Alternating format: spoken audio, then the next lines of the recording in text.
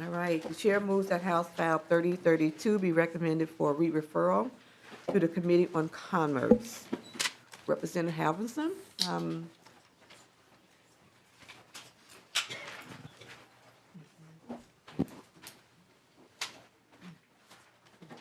All right, I understand you have an author's amendment. So the chair moves the A-1 author's amendment. All in favor say aye. Aye. All opposed? The motion prevails. Representative Halverson, please present your bill. Thank you, Madam Chair and members of the committee. I am here today to present House File 3032, which takes a long overdue step to fight the youth tobacco epidemic that we are facing in Minnesota.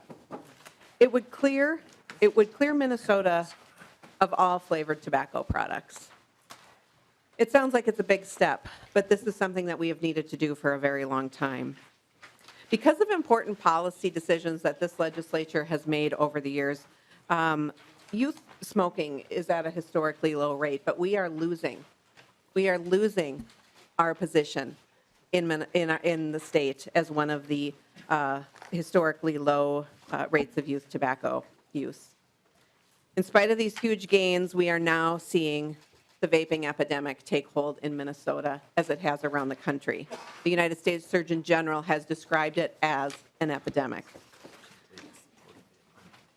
And even those who would never have smoked have started to vape and become addicted to tobacco products. This is a problem. More than 1 of every 4 11th graders in Minnesota and 1 in 10 8th graders in Minnesota are vaping.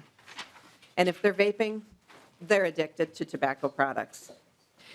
In the past 3 years, 11th grade rates of e-cigarette use have increased 54%. For 9th graders, it's increased 75%. And for our young 8th graders, that number has doubled. We need to think about the number of kids in each one of our communities that this affects, and in some cases, in our own homes. Vaping has spread like wildfire around Minnesota. And keep in mind, when we passed the first regulations on vaping in the state, it was just a mere 5 years ago, and no one really knew what we were dealing with. And there was a lot of push to wait and see if the promises of health and wellness that we were hearing from the companies who were marketing these products were going to come true.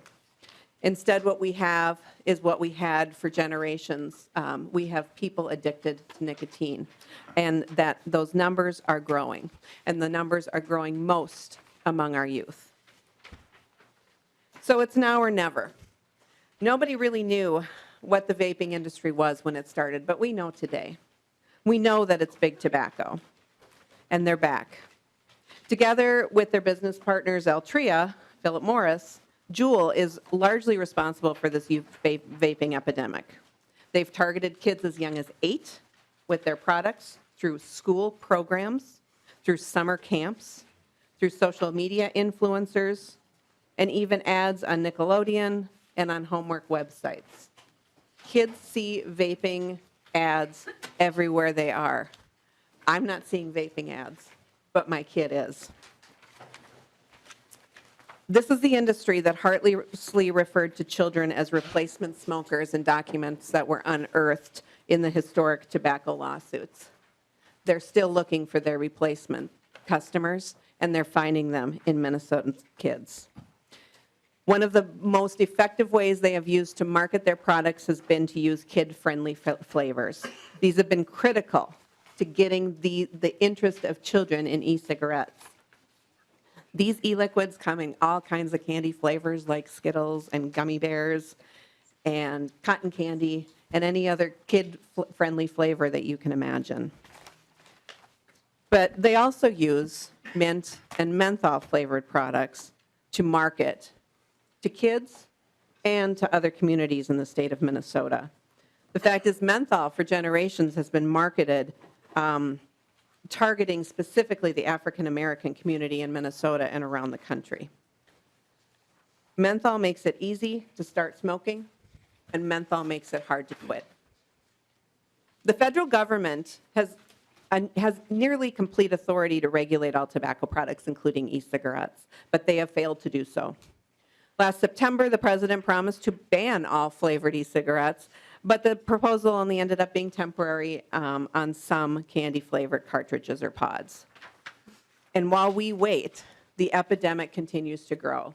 And while we wait, the industry continues to find new and interesting ways to attract and addict our youth.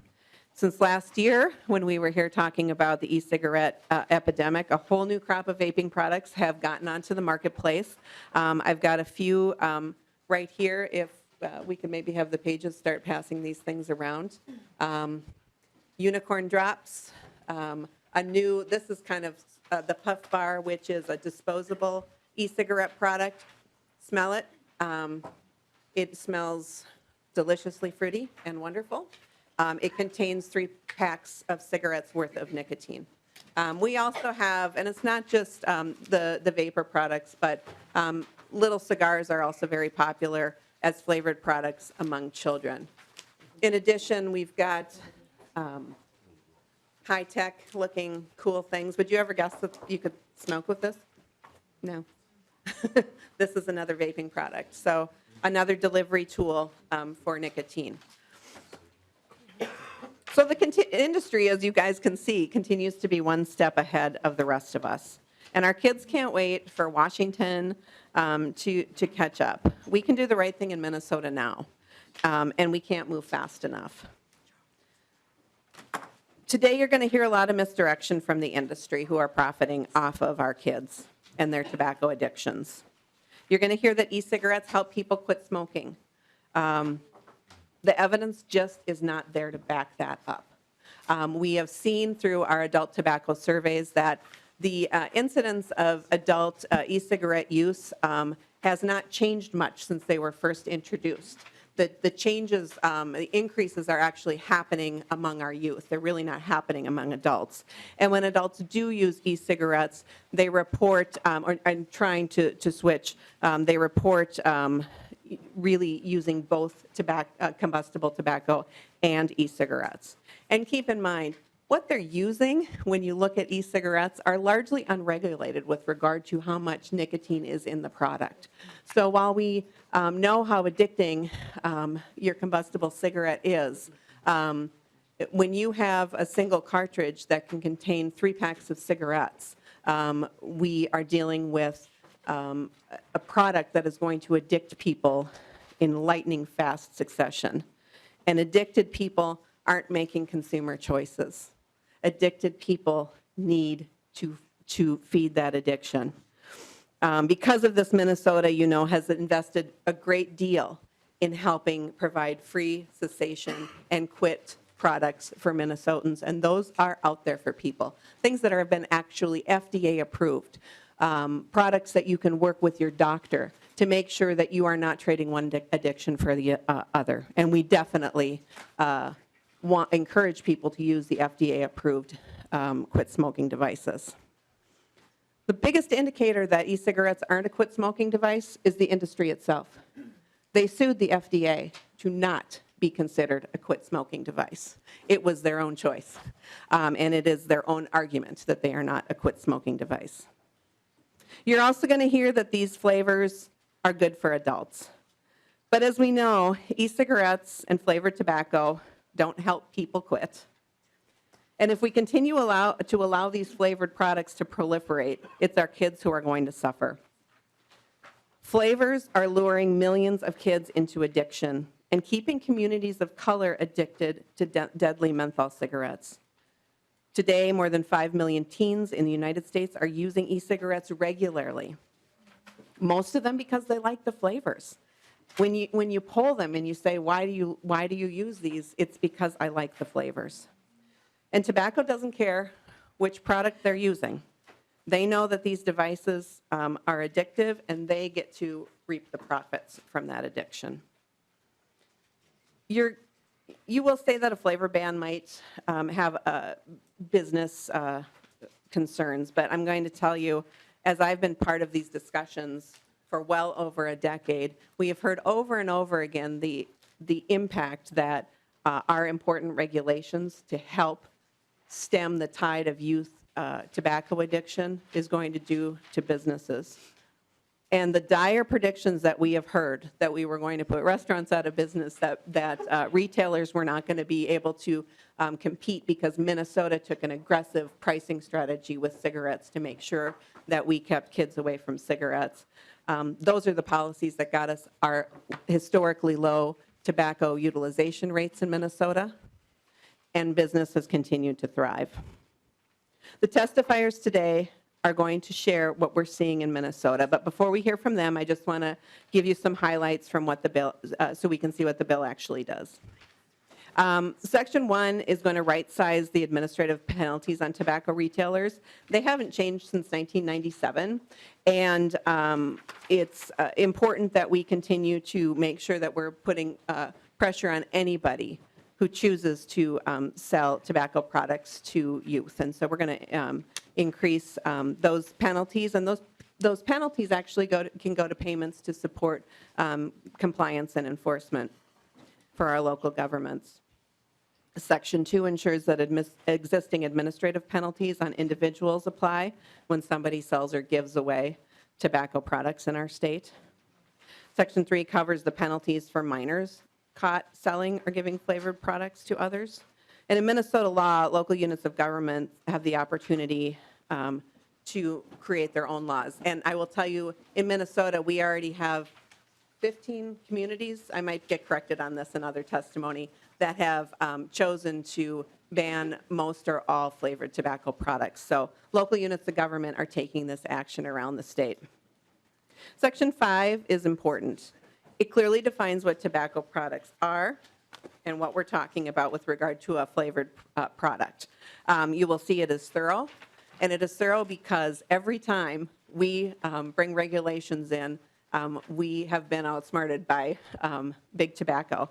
We're going to make sure that the law is clear on what a flavored tobacco product is, and we are going to make sure that we put the proper penalties in place. So in closing, I want to just address that this is not our first rodeo when it comes to flavored tobacco products. Protecting our kids from flavored tobacco has long been a bipartisan goal in this state. I was around, and many of us were around when just over a decade ago, Governor Pawlenty took a strong stance to ban flavored cigarettes in Minnesota when Camel was marketing chocolate mint cigarettes and pineapple cigarettes. Congress ended up beating him to the punch by passing the Family Smoking Prevention and Control Act, which prohibited the manufacture of most flavored cigarettes. But since that law passed, since that little bit of a door was open, we ended up with all these new flavored products on our shelves. It's time to close the door for good. We have seen too many of our friends, families, neighbors, and now our kids be the victims of tobacco companies. And it's time to finish this job by getting all these kid-friendly products off of the market, including and especially menthol tobacco products, which have been harming communities of color for far too long. We've sat on our hands. We've let the industry make us promises that they were going to change the way that they behaved, but they didn't. And now it's time for us to take bold action. This is a bill whose time has come, and I hope you can all join me in supporting this bill and protecting Minnesota kids from tobacco. All right, thank you so much. And thank you for bringing this bill forward, too. So, members, we have 15 testifiers. So we're going to go to questions afterwards, testimonies.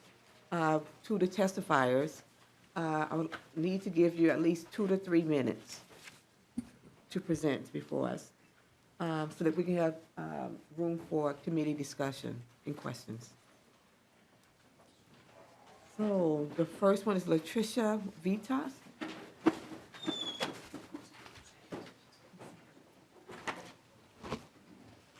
Welcome to the committee. Please introduce yourself for the record and start your testimony. Good afternoon, Madam Chair and committee members. My name is Latrisha Vetaw, and I am the Director of Health Policy and Advocacy at Northpoint Health and Wellness Center in North Minneapolis, and I also serve as a Minneapolis Parks Commissioner. I'm representing Minnesotans for a Smoke-Free Generation, a coalition of 60-plus organizations protecting youth from tobacco addiction. I also co-chair the Menthol Coalition, a group of advocates fighting the specific problem of menthol, especially in the Black community. Menthol is an anesthetic chemical that makes it easier to start smoking, easier to inhale, and harder to quit. And for decades, the tobacco industry has marketed menthol cigarettes specifically to the African American community, advertising in Black publications and neighborhoods, sponsoring concerts. They even used to drive around Black neighborhoods passing out free samples of menthol cigarettes. Today, 88% of Black smokers smoke menthols. So it isn't any wonder African Americans have the highest death rate and shortest survival rate for most cancers. Also, Black people are 53% more likely to die from heart disease, the top smoking-related disease. Now, research shows many Black smokers say if menthol were banned, they'd quit altogether. Yet, again and again, menthol keeps being exempted from flavor bans, including the new federal restrictions on e-cigarettes, which are pathetically weak in my view. Menthol is also a very popular e-cigarette flavor. In fact, I recently talked to some middle school kids in North Minneapolis and found out how big vaping is among Black students.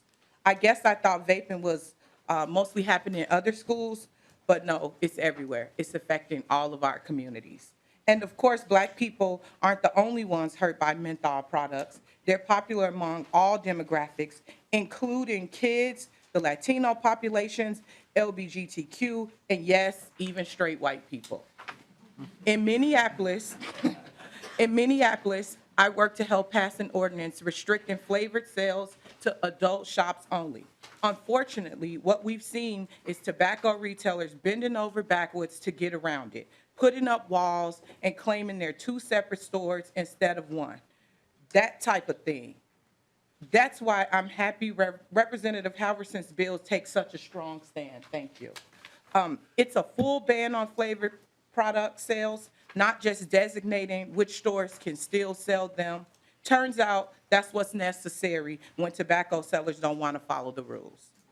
In the last few weeks, Minnesota residents were polled and asked if they support a full flavor ban. The poll found that 74% of residents support prohibiting the sale of all flavored tobaccos, including menthol cigarettes. Support was even higher among African Americans. 77% of African Americans polled support this step, and 81% of rural residents support it. This bill will protect all Minnesotans equally, leveling the playing field between communities, and most importantly, taking a powerful addictive tool away from the tobacco industry. Finally, I want to add that restricting tobacco flavors builds on the great step of raising the age to 21. Tobacco 21 helps reduce youth access to tobacco products, and removing flavors helps reduce the appeal of tobacco products. A full flavor ban is the right move for this state, and I urge you to support it. Thank you all very much. And congratulations, you did very good. You came within 3 minutes. Thank you. I'm used to it. So we have Britney Meza, and Gabriella Jacobs, Diane Cruz, Brandon Hanson. I think you're all together.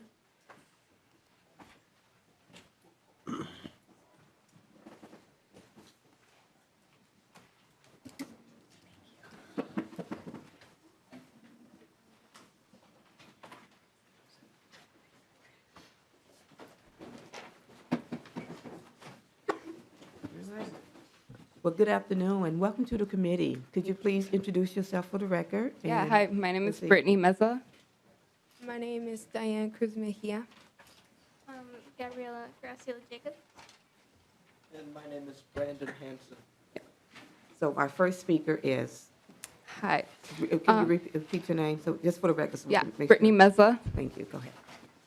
Good afternoon, Madam Chair and committee members. My name is Britney, and I am a senior at Henry Sibley High School and president of ALMAS, which stands for Anglos, Latinos, motivated to succeed. Anglos is highly involved in community service and keeping our community safe and healthy. I am here to inform you and show our support along with my peers for getting rid of all flavored tobacco products in Minnesota. I'm Diane. Tobacco use is a big problem in high school. The bathrooms have become the vape rooms where students go to vape. I also see my classmates vaping outside of parties as well as using flavored cigars like Swisher Sweets and Vetaw cigarettes. Hi, I'm Gabby. We have been told that smoking is bad for us, but flavored products, and especially e-cigarettes, are perceived differently. People think it's cool or a status thing to vape. They come in many shapes and sizes, colors, and flavors. They're easy to conceal, and teachers and parents often mistake e-cigarettes for flash drives and other stuff found in our backpacks. These products also don't leave an odor, so you can use them anywhere without anyone knowing. Some students even have special devices meant for stealth vaping, such as a hoodie for the e-cigarettes, and is disguised in the drawstring of the hoodie. So the hoodie I'm wearing right now is a vape hoodie. So you suck in this part, and then one of the strings will go into the vape. So you can suck in, and then you can blow it into the other side. So the watch I'm wearing here is also it's a working watch, but it's also a vape device. The top part here comes off, and the vape is here, and you can just pop it back on. And it looks much like the high-tech Apple Watches a lot of people have. Also, we have this lipstick right here, which looks like a normal lipstick. Can you speak into the mic? Which looks like a normal lipstick, but it actually isn't. It actually has a hole right here, if you guys can see, where you suck through and you can actually vape. Oh my God, they are really sneaky, huh? Some of my friends see ads for vaping on homework sites, and I see videos on Instagram and Snapchat where kids brag about vaping and even selling these products to other kids. I try to stay away from it, but it's everywhere. Tobacco takes a toll in our future long before serious health problems start showing up. Once students are hooked, it's more likely to distract them from class, sports, clubs, and a job. Hello, my name is Brandon. I am an 8th grader from Heritage Middle School. And Brandon, you can turn the microphone towards you and yeah.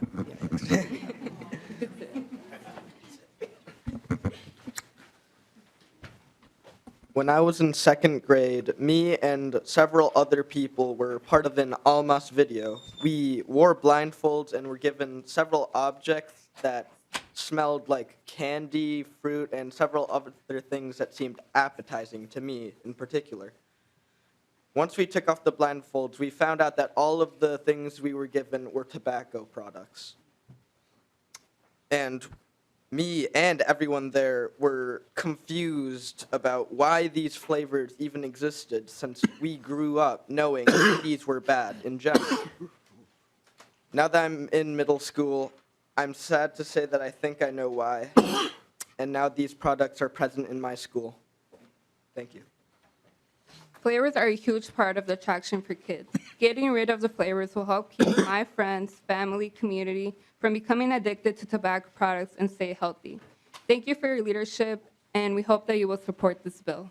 Well, thank you so much for your testimony and for bringing up the reality of what's happening in schools right into this state office building.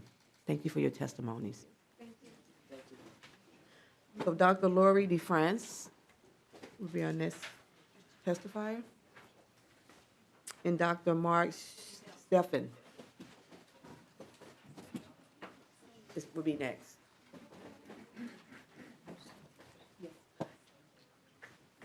Welcome to the committee. Please introduce yourself for the record and proceed. Thank you, Madam Chair and members. My name is Lori DeFrance. I'm a pediatrician for Essentia Health in Duluth. I also serve as president of the Minnesota chapter of the American Academy of Pediatrics. I see children and adolescents of all ages every day in my clinic, and we know for sure that candy flavors are extremely attractive to children and young adults. We also know that their brains are still developing, so children and teenagers are especially vulnerable to addiction. Big tobacco lures them into using tobacco products with flavors like grape, mint, and chocolate. It is unconscionable and egregious to target our youth who unwittingly perceive no harm from these products. Kids know that cigarettes are bad for them. They make their clothes stink and their teeth yellow, but with e-cigarettes and other flavored tobacco products, they do not perceive the danger, especially since it smells and tastes like mango or cotton candy. In particular, research shows that young people underestimate e-cigarettes' addictive nature, and many don't even realize that they contain nicotine. We as medical professionals are very concerned about e-cigarette use because of the susceptibility to addiction while their brains are still forming. We know that brain development continues into their early 20s. In addition, nicotine harms the adolescent brain itself by interrupting learning and priming the young brain for addiction to cigarettes and other substances. I want to make one thing clear. No form of tobacco is safe. Smoking remains the leading cause of preventable death and disease, killing more than 6,000 Minnesotans every year. And smoking causes cancer and chronic obstructive pulmonary disease, known as COPD. We also know that flavored tobacco products are just as harmful and dangerous as their unflavored versions. This means that a flavored cigar, for example, is just as harmful as an unflavored cigar. But that is not how our youth perceives it. In particular, menthol gives a cooling sensation and masks the harshness of tobacco, making it easier to start smoking and harder to quit. The tobacco industry has studied our kids and figured out how to target the next generation of customers. The industry knows that kids start with flavored products and then often move up to unflavored products. In fact, more than 80% of youth who ever tried tobacco reported starting with a flavored product.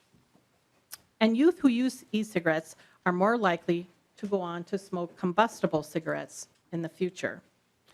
It will likely be decades before we fully understand the health effects of e-cigarettes on the lungs, heart, and other organs. It is abundantly clear that e-cigarettes are not safe. In addition to the harm to the brain that I spoke of, research shows that flavorings and e-liquids are harmful when inhaled and can inflame and damage lung tissue and airways. A menthol ban is literally a life-saving proposal. If menthol had been banned in 2009 with other flavored cigarettes, we would have seen a 10% reduction in overall smoking prevalence, and over 600,000 lives would have been saved over 40 years. The U.S. Surgeon General report on cessation makes clear the enormous health gains we can achieve if more people quit tobacco. Can we try to wrap it up? It's a false choice to encourage our neighbors to trade one nicotine addiction for another. I hope every smoker who wants to quit will work with their healthcare provider to help them quit for good. Let's all come together and support a healthier future by getting rid of all flavored tobacco products in our state. Thank you. And thank you. Dr. Steffen?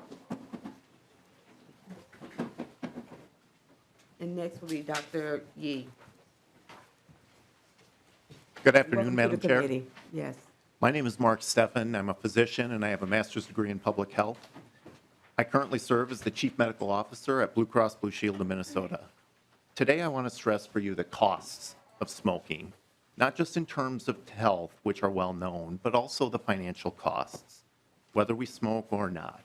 This is something that Blue Cross has studied extensively. 3 years ago, we put out a report called The Healthcare Costs in Smoking in Minnesota, the Bottom Line. Our report found that despite decreases in smoking, the cost to Minnesotans remains significant. Annually, smoking is responsible for $3.19 billion, with a B, in excess medical expenditures. That's a per capita expense of $593 for every person in the state. We broke down that $3.19 billion into more relatable terms to tell you what it could buy. It could buy 6,380 fire trucks, 200 libraries, 58,000 four-year college degrees, and 79,750 salaries of $40,000 a year. Additionally, we know smoking has added costs to employers. Employees who smoke cost self-insured employers an additional $5,800 annually. These costs focus on smoking, and our study doesn't even include the costs Minnesotans bear related to other tobacco use, including cigars, chew, and e-cigarettes. We know these products have negative impacts on health. There are currently 5.3 million youth using e-cigarettes in the U.S., including thousands in Minnesota. And we truly don't know what those future costs will bring. Finally, not all Minnesotans bear this burden equally. Low-income individuals experience significantly higher rates of smoking and smoking-related issues. People with mental illness or substance use disorder smoke at rates at almost double that of our general population. And other communities, as a direct result of targeting by big tobacco, are especially hard hit by tobacco disparities. Consider the American Indian population in Minnesota, which has a smoking rate of 59%. That's 59%. This is compared to 14% in our general population. Over the last 20 years, Minnesota has seen great progress in reducing youth and adult smoking, but we continue to see high costs, vast disparities, and now a youth tobacco epidemic. Flavored tobacco products are a major factor causing these trends. A strong flavor prohibition is part of a comprehensive approach that will reduce tobacco use and help lower these costs for the state and for all Minnesotans. I urge you to support this proposal. Thank you, Madam Chair. Thank you so much. Dr. Yee?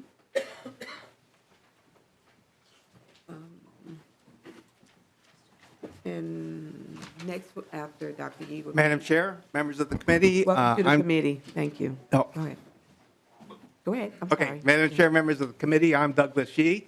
I'm a medical oncologist. I take care of cancer patients, and I'm also the director of the Masonic Cancer Center, University of Minnesota, and I'm here today to support this legislation. I think you know the Masonic Cancer Center and the state of Minnesota has been central in driving groundbreaking research in the causes of cancer and reducing tobacco harm. The research on the link between combusted tobacco and cancer is irrefutable, and I think this committee knows how critical the data uncovered by former Attorney General Skip Humphrey during the tobacco litigation and master settlement was key to reducing tobacco harm not only in our state but throughout the country. Smoking use causes 13 different types of cancer throughout the body. Almost 27% of all cancer deaths in the state of Minnesota are due to smoking. And I think you also know that tobacco-caused cancer, such as bladder cancer, resulted in the death of Senator and Vice President Hubert Humphrey. So I think it is really fitting that the state of Minnesota has led in the fight against tobacco. As an oncologist, I still see patients who succumb to tobacco and tobacco-related cancers. But on the positive side, for the past 2 decades, we've seen falling cancer death rates, and much of this progress has been due to decreased smoking rates. Effective public health measures, such as the Minnesota Clean Indoor Act, higher tobacco tax, and other tobacco prevention policies have caused this great drop in smoking. With fewer people using tobacco products, fewer people hear the words, "you have cancer." Yet still, almost 6,000 Minnesotans will die each year from tobacco-related illnesses. And to me, that's completely unacceptable, especially since we have means to reduce that, including the legislation that you are considering today. We've heard about menthol. We understand that's been a long-standing tobacco flavorant. It increases dependence and makes it harder to quit smoking. And as you've also heard, most of the youth who smoke use menthol-related products, and menthol-flavored cigarettes have been targeted disproportionately to communities of color and low socioeconomic communities. This is really a health equity and health disparities question.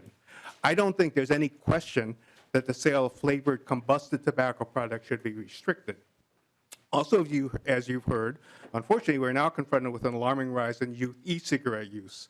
E-cigarettes come in kid-friendly flavors and devices that I didn't know existed until today, and it is very clear they're addictive, and we've also heard they prime the young brain for addiction. So almost all of the efforts around flavorants are targeting youth, and as we've heard, to try to keep the products alive. In Minnesota, 2/3 of the high school tobacco users use flavored products. Flavors are a leading cause of why you use this product, and the perception is they're less harmful. While we acknowledge that adult smokers may also prefer flavors in products such as e-cigarettes, we also need to protect against another generation from becoming addicted to nicotine. You may also hear that e-cigarettes are useful for adult smokers to quit. I think there's very little scientific or clinical research evidence that this is true, and even if it was, there's no evidence that adding flavors to nicotine delivery devices will prove to decrease adult smoking from quitting. So I actually don't think we'll miss this flavored product. And on a final note, I just want to comment, we've heard the question about whether there will be a business impact, and I think you will hear some more people discuss this today. I will emphasize to you that my business as a cancer doctor will be the only one that I can think of will be impacted if people stop using tobacco products. I'm more than thrilled to say that. If we reduce 30% of what we do as a business, I'm happy to do that, and I think it's the right thing to do for Minnesotans and our patients. So the business argument in terms of its impact is, to me, not a starter and why we should continue to use these products. Thank you so much. Okay, we have a few, at least 8 more testifiers. We have session today at 4:15. So I want to give members an opportunity to ask questions. So for the testifiers, I don't want to have to cut you off. So I want you to really keep it tight, up to 2 minutes, okay? And this bill will be going to Commerce, so you will have another opportunity to speak longer. So we have Lauren Olivan and Josh Hastings. Next. Thank you. Welcome to the committee. Please introduce yourself for the record. My name is Laura Olivan. I'm the Tobacco Control Manager at the Minnesota Department of Health, and I too want to be taken out of a job. So thank you, Chair Moran and members of the committee. I am very pleased to be here today to reiterate the Walz-Flanagan administration's support for prohibiting the sale of all flavored tobacco, including menthol. With the harmful youth vaping epidemic continuing to escalate and with menthol tobacco exacting its devastating and deadly toll on African American, American Indian, and other communities in Minnesota, we believe the proposed policy changes will dramatically increase community health, protect youth, and directly address health disparities in Minnesota. So according to the FDA, 96% of youth who started using e-cigarettes did so with a flavored product. Flavors are likely to keep youth vaping, and in fact, in Minnesota, 2 in 3 high school students who use tobacco on a regular basis report using a flavored tobacco. These flavored products include menthol, which has been aggressively marketed to youth, African American, American Indian, the LGBT, and other communities. Not surprisingly, these populations report higher rates of menthol use than the rest of the population. We know that menthol tobacco products make starting smoking less harsh and that menthol is more difficult to quit. In a qualitative study that MDH did in 2016 of African American adults in the metro area, we found that 88% use menthol tobacco, and that was sponsored by Chair Moran. At the same time, 86% of all respondents who supported more laws to reduce the harms of smoking, with a whopping 69% of African American respondents supporting more restrictive laws. We also know that some adults who smoke are interested in using e-cigarettes to quit cigarettes.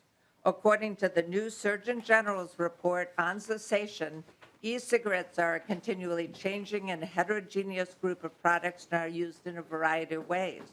Consequently, it's difficult to make generalizations about the efficacy of cessation. The report concludes that there's presently inadequate evidence to conclude that e-cigarettes in general increase smoking cessation. In other words, the early research to date is not conclusive on whether e-cigarettes are effective for quitting smoking. E-cigarettes are not currently approved by the FDA as a quit smoking aid, and more research is needed on whether e-cigarettes are effective for smoking cessation and to better understand the long-term health effects. In the meantime, we have 7 FDA-approved medications that will more than double your chances of quitting, as well as free counseling and additional supports to help people quit tobacco. Finally, a word on the temporary FDA-flavored restrictions that went into effect on February 6th. While the FDA intended to send a message with their new flavored nicotine pod guidance, it has so many exceptions that flavored tobacco and nicotine products continue to be widely available in retail settings. The guidance also specifically exempts menthol products and does not address any other flavored products on the market, including popular small cigars and flavored chew. This is a real concern. Okay, we're gonna, really. I will conclude by saying we did see the first ever rise in small flavored cigars among youth use, and that is something else that we can address. And I thank you for this time. Thank you. Josh Hastings and Guy Bentley.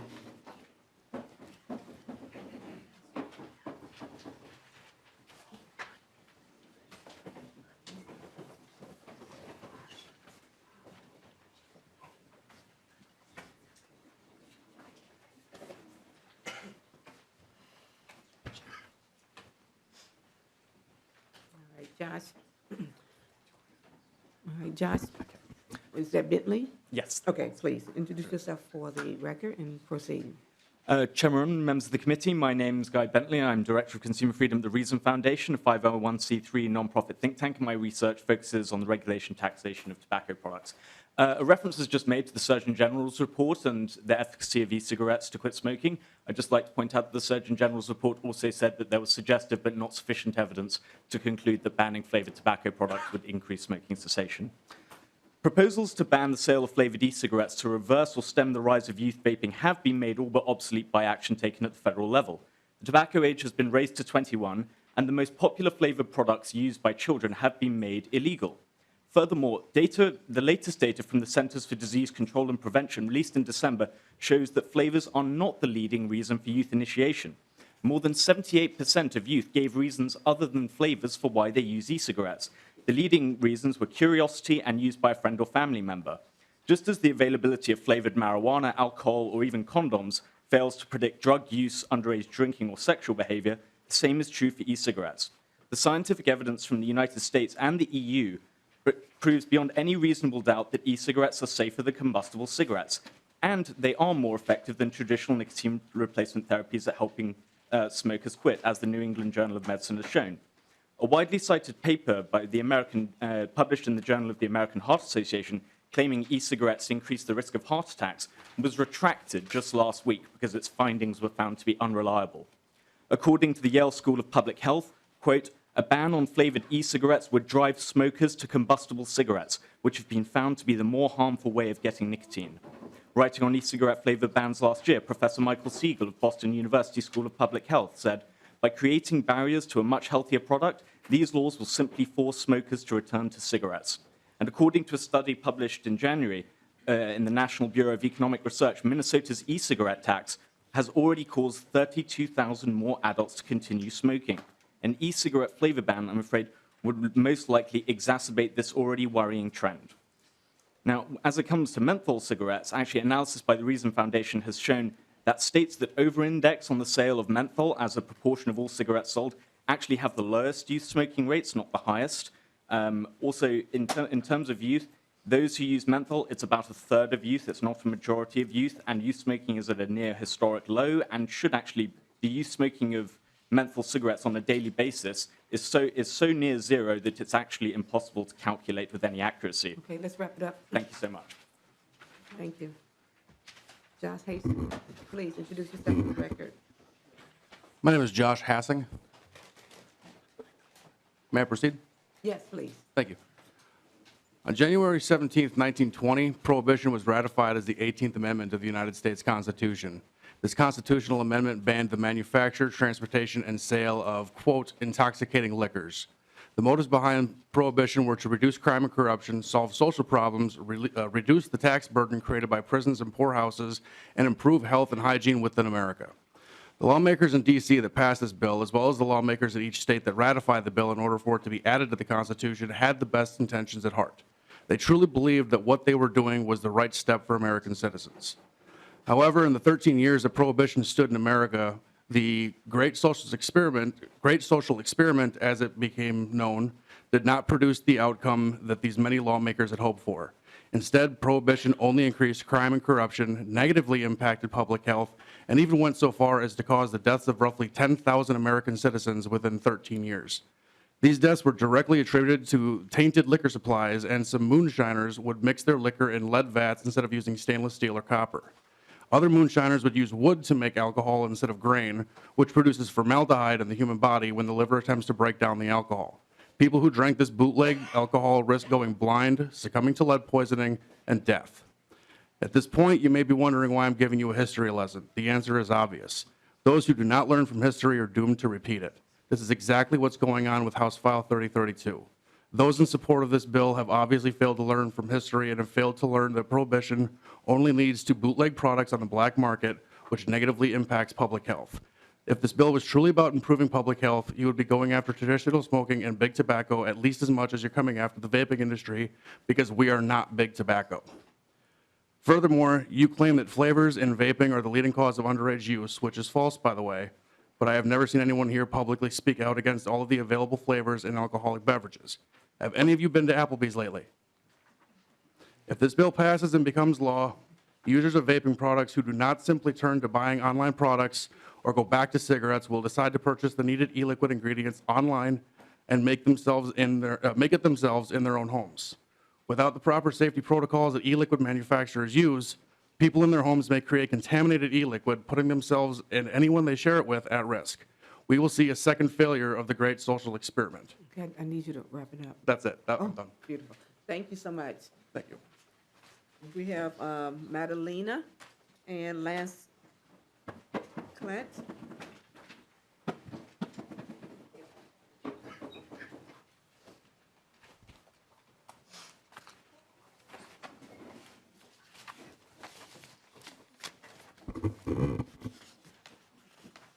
Hi, welcome to the committee. Please introduce yourself for the record and proceed.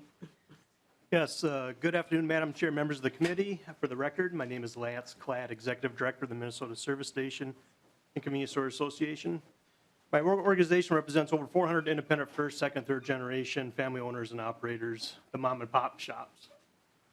The Service Station Convenience Store Association opposes House File 3032. While we are not opposed to raising the age to tobacco purchases to 21, we're opposed to a total ban on the sale of flavors. In 2017, according to the Mackinac Center for Public Policy, 35% of all cigarettes consumed in Minnesota were the function of tax evasion, avoidance, and smuggling.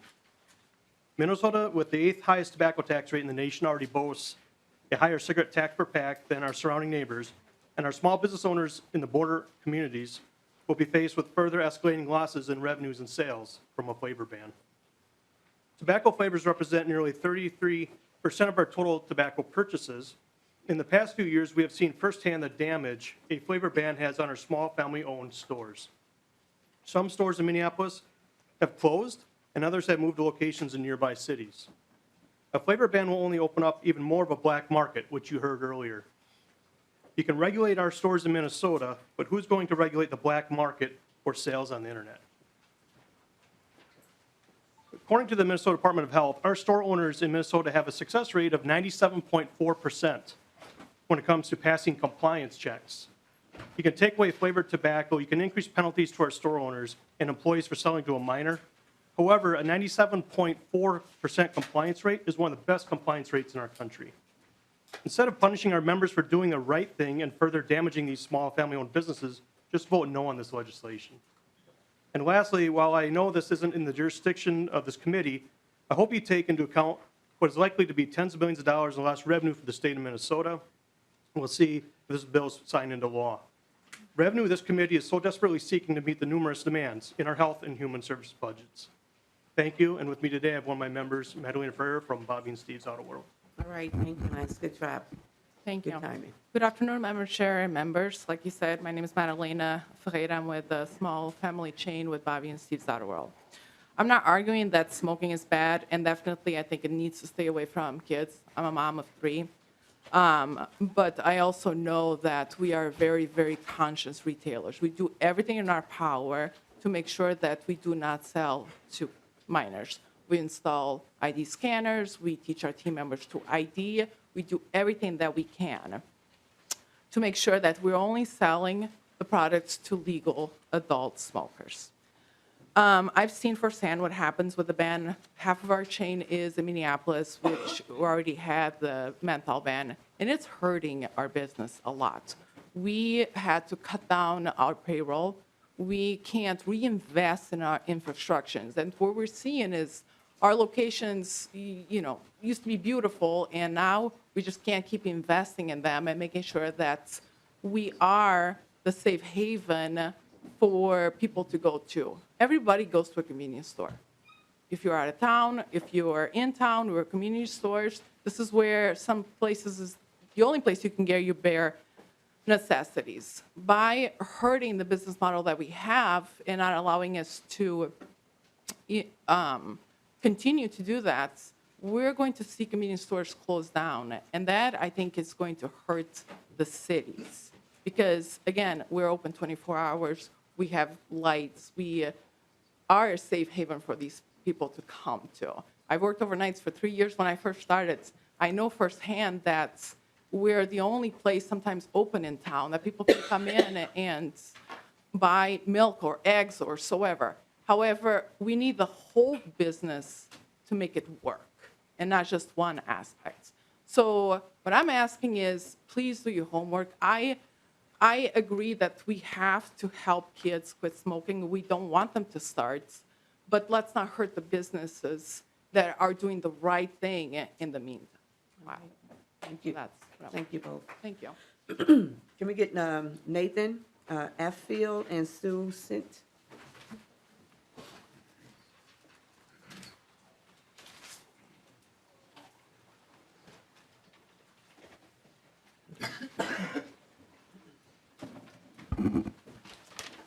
Greetings. My name is Nathan Affield. Proceed whenever we're ready. Yes, please, Thank introduce you. yourself. Madam Chair, members of the council, thank you. Ms. Halverson. My name is Nathan Affield. I quit my multi-pack per day cigarette habit with a root beer flavored e-liquid from an age-controlled store, smokeless. At the time, it was just a hunch, but now I know for sure that vaping has the power to completely eradicate smoking. I also started working for Smokeless about a decade ago because I believed in that mission. Smokeless is one of the many dedicated and responsible vapor retailers here in the state. We're on the front lines of the battle against youth experimentation and use of tobacco products. We proudly display our compliance checks on the wall. We firmly believe in our commitment to the community and to the law. Smokeless has always taken ID checks very seriously. We required IDs way before they were needed back in the day. We had child-safe caps before it was law, and we're already T21. Before this, as you all consider it, we support this measure, but we've already done it. We need to talk about another measure that's really important. Section 5 of HF 3032 has really good intent, but the impact is what needs to be considered here. The biggest reason our customers have found success in putting out their cigarettes, and the reason that I found success in smoke-free alternatives, was flavors. A statewide prohibition of flavors doesn't address the issue because the simple existence of flavors is not the problem. The root issue is not just that flavors exist. We can achieve more with currently existing methods and better enforcement. Bloomington and Minneapolis have already done this, where flavors are restricted to age-controlled stores like ours, and this is the model that works. From our own internal data, customers pick up flavors at a rate of about 80%. So the same data shows that customers who buy flavor also go for lower nicotine levels, which is pretty important. You want to lower the amount of nicotine that people are using. Data from the CDC shows that flavors are not what drives youth experimentation. Meanwhile, flavors are the biggest attraction for the current smokers that are looking to quit. The smartest move possible here is to restrict the flavors, get them out of gas stations, out of convenience stores. Your worry is about them just erecting a wall and that's not good enough. Well, then get them out of there. put them behind the paywall, put them behind the age-restricted ID check wall that we've had for a decade. In conclusion, you stand at an important moment in public health and policy history. Minnesota can lead the nation in smart regulation that protects vulnerable youth while supporting healthier choices for everyone. Governor Walz is on record saying that prohibition is a bad strategy. Don't ban the flavors. You heard it straight from the students earlier. They don't get them from licensed retailers. Restrict these flavors to age-controlled stores like ours and commit to saving lives. Thank you. Thank you. Yes, please, introduce yourself and proceed. Good afternoon. My name is Susan Sindt. I live in Maplewood. I am the co-owner of Simply Vapor. Hi, Peter. I manufacture a vaping liquid, and I'm also the president of the Midwest Vapor Coalition. I grew up in Matamidi. I got a biology degree from St. Cloud State University. Came back down to the cities, and I ran daycare out of my Ramsey County home. I was licensed for 10 years. And then I had an opportunity to teach science in St. Paul Public Schools for 10 years. That was amazing. And then I had an opportunity to start a business with my daughter based on the results that we had seen, the benefits of vaping. We decided to start Simply Vapor 9 years ago. We started manufacturing our liquid. So we distribute our product to small businesses across the state. The majority of the businesses that I sell my product to are minority owned. The majority of the liquids that we manufacture are flavored other than tobacco and menthol. Not one of our liquids has a nicotine strength higher than 2.4%. The most popular nicotine strength that we sell is less than 1%. So this ban on flavored tobacco products would essentially remove all the low nicotine products from the shelf, and it would force my customers, who are all age-restricted establishments, it would force them to make this difficult decision to bring in other products to fill the void, and it would be tobacco cigarettes. You know, as a mom and a community member, an educator, I share your concern about youth and vaping, but prohibition, it doesn't work. Minnesota just held conversations across the state. I traveled to 14 of the 15 conversations, and Representative Winkler was very clear in his intention to create a regulated market, regulate the industry. 30 seconds. Oh, I'm sorry, with strategies that would keep these products away from youth. So if you add this flavor ban, it's going to remove the low nicotine products, like the ones that my company provides. All that's going to be left on the shelf is high nicotine, stealthy devices, and cigarettes. So if you really care about youth consumption, this bill doesn't provide the provisions you're looking for. It just hands the industry over to big tobacco. Thank you. Thank you. Kelly Davidson and Ashley Olson.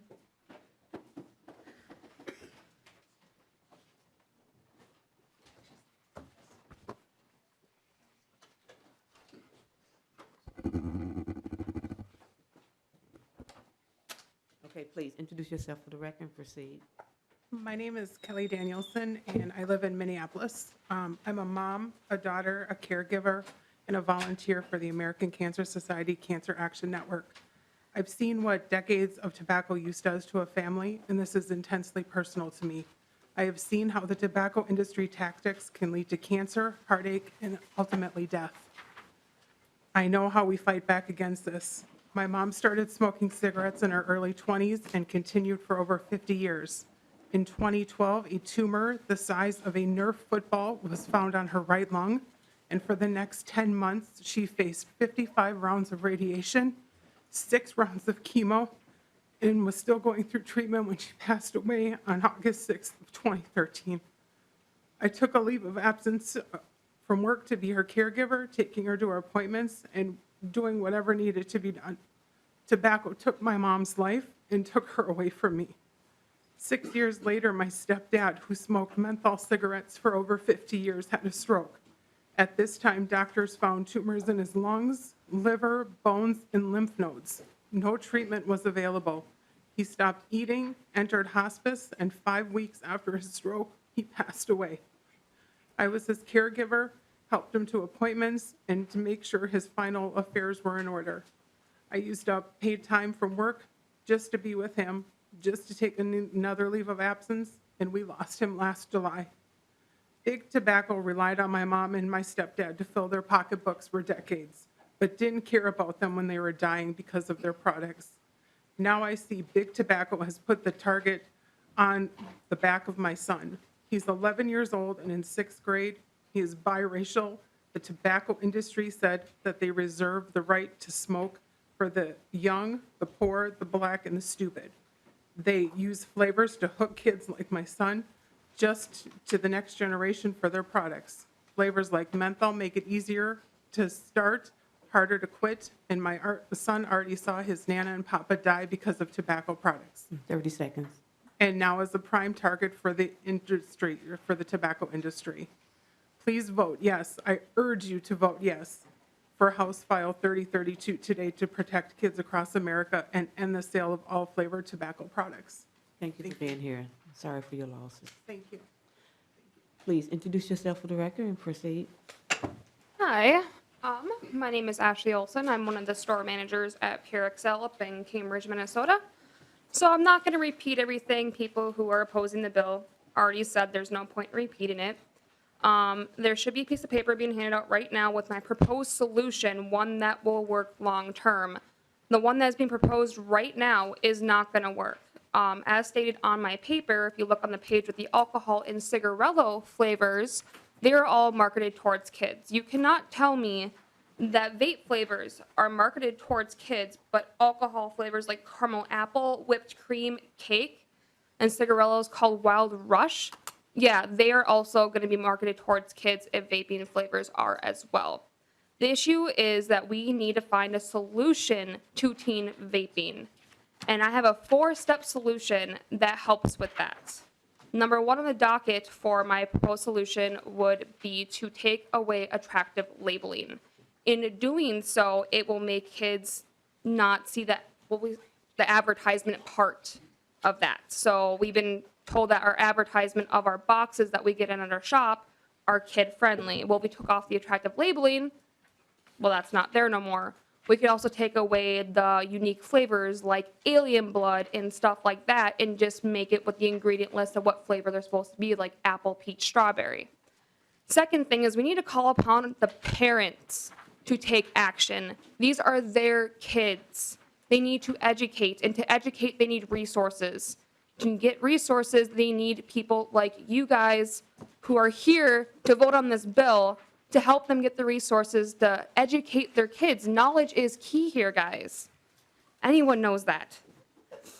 And then the third and fourth solutions especially hit people who buy it for their kids. I've heard so many parents try to buy stuff for their kids, and I will deny them. If they tell me they are coming in to buy stuff for their underage kids, I will tell them, sorry, I cannot sell to you.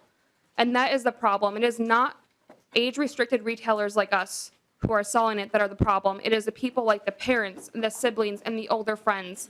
They are the ones that are buying this for the kids. And that needs to have a harsher law penalty on it. I've never seen that penalty enforced in my life, and I'm 25 years old. You know, and if we can get harsher laws on that with a proposal, it would be a long-term solution. And it would make even more opportunity to educate our kids on this. Thank you. Thank you. So we had Nick Phelps and Jessica Ward.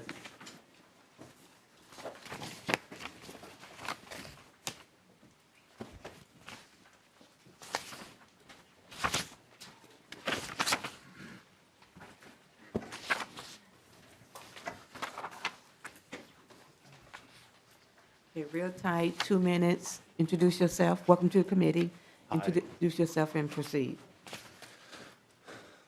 Hello, my name is Nick Phelps. I am the owner of Home Premier Vaping in Ramsey, and I have quit smoking using harm reduction technology. I have been working in the vapor industry for almost 8 years now. I started off working in managing retail stores in Minnesota before I decided to pursue my dream and open my own vapor shop. I have helped thousands of people in my time of working in the vapor industry switch from cigarettes onto a safer alternative, harm reduction technology. Those people that I have helped are adults. They have been hooked on cigarettes, and they were looking for a way to stray from tobacco altogether. By banning all flavors besides tobacco, they are at risk of going back to smoking cigarettes, which we all know kills many Americans every year. My customers do not want to be limited to the one thing that they were trying so desperately to escape from. If this flavor ban passes, it will certainly close many businesses and people who have worked so hard to build their dream, including me. We have a responsible adult business, and we have passed every compliance check done on our store. Passing this flavor ban will only punish the people who are doing things correctly and then drive the industry into the black market, which has absolutely no regulation whatsoever. Many of the anti-vapor groups will talk about protecting the children, but will fail to realize that this was an industry made by consumers for adults and adults only. We are not big tobacco. Teenagers who are possessing these products are breaking the law, and the people who are providing them to them are as well. Adults need flavors to quit smoking.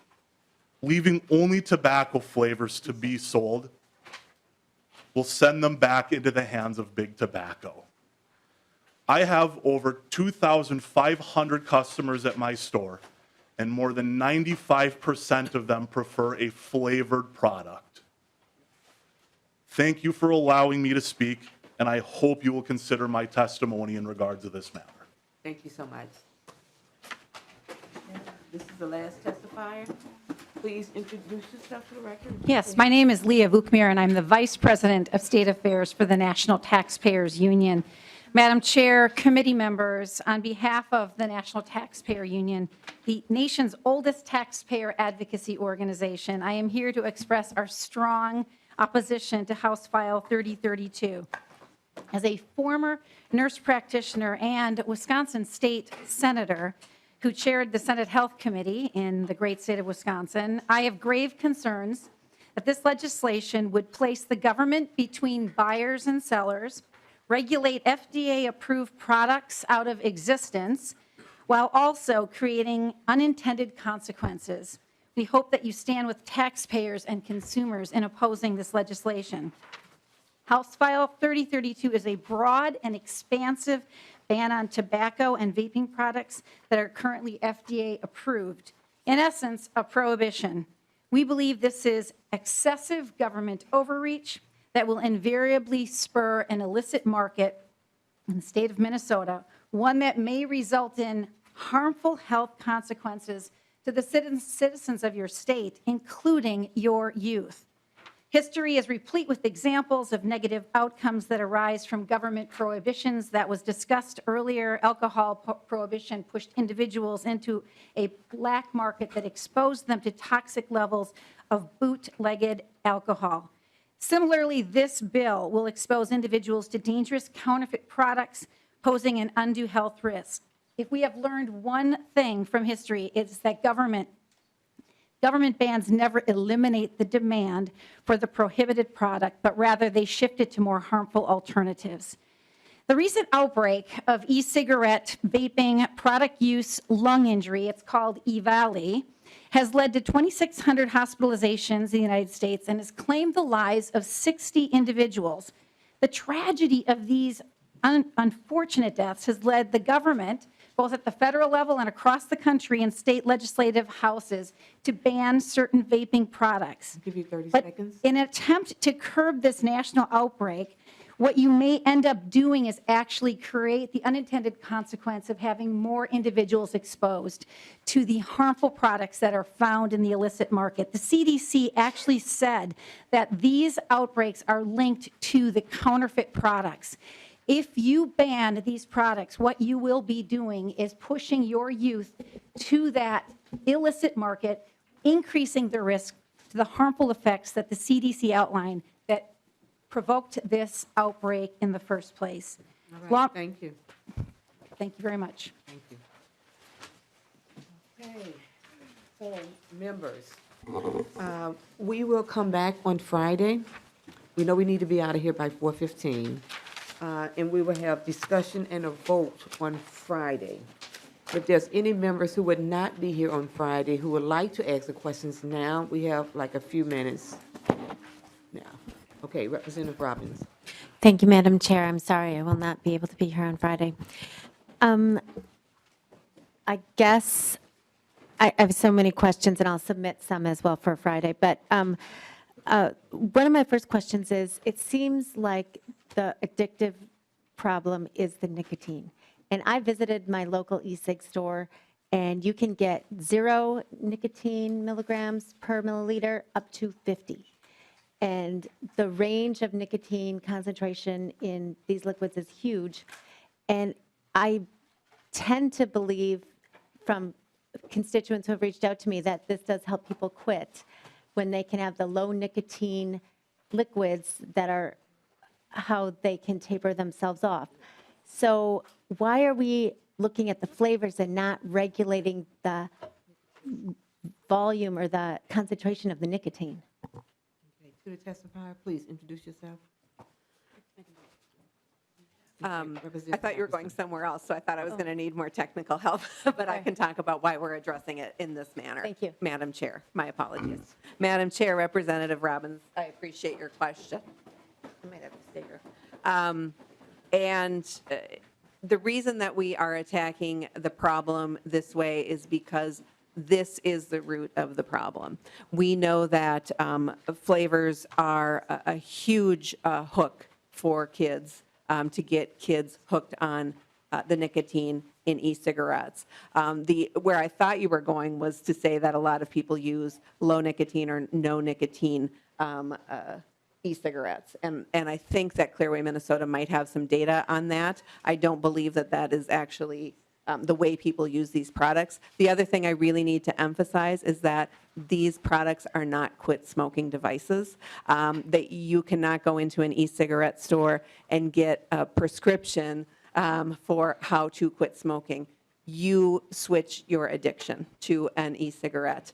And the comment was made of harm reduction. And with regard to harm reduction, this has actually been a strategy that the tobacco companies have used for years to market their products. In fact, they have been prohibited from calling cigarettes light and low tar anymore because they were trying to implicate health benefits around the way that they marketed those products. You'll even remember, we can go back further in history, and there was a marketing campaign that more doctors smoked Camels. And so claiming health benefits on an addictive product that causes brain problems in kids, that has nicotine actually contributes to heart issues, heart disease. And so the issues go far beyond just what we're talking about.